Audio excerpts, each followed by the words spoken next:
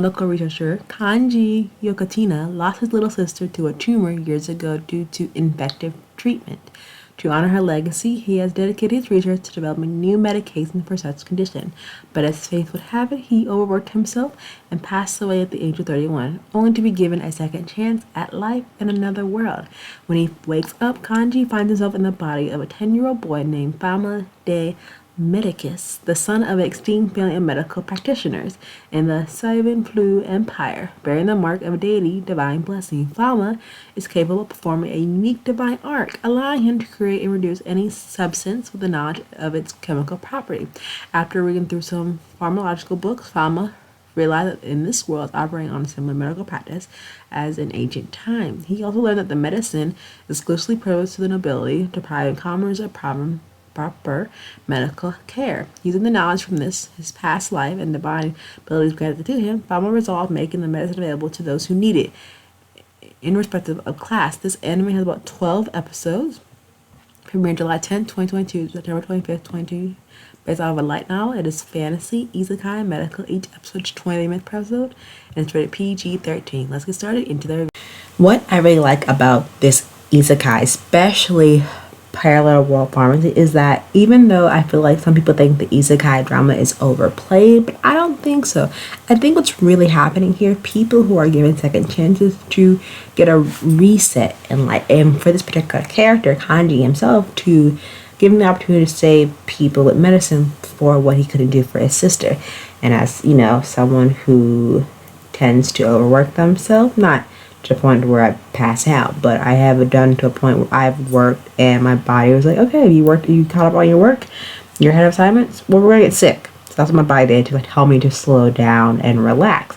I think this was kind of the same thing. In his second chance, his new world, the son of a very high noble family and background, he's given the opportunity to save people where he couldn't save his sister that was taken from him years ago. And with his found new power of this deity and given the opportunity, he's helping anyone in any class system to get the proper medicine they need so they don't suffer the same fate.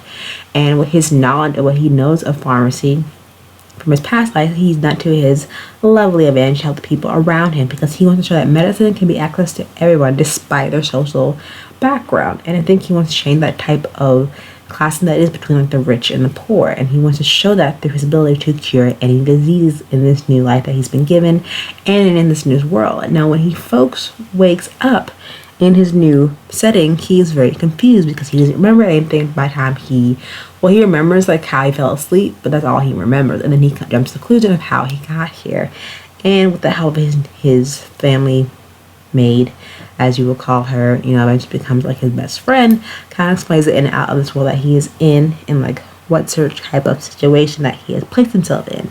And I think this anime does a good job of storytelling, especially with all the character development, especially with the characters that he meets through his pharmacy journey and trying to make sure that people have the proper medical supplies, medicine, and things they need, so that way that he can prevent like all these major diseases that are in this world.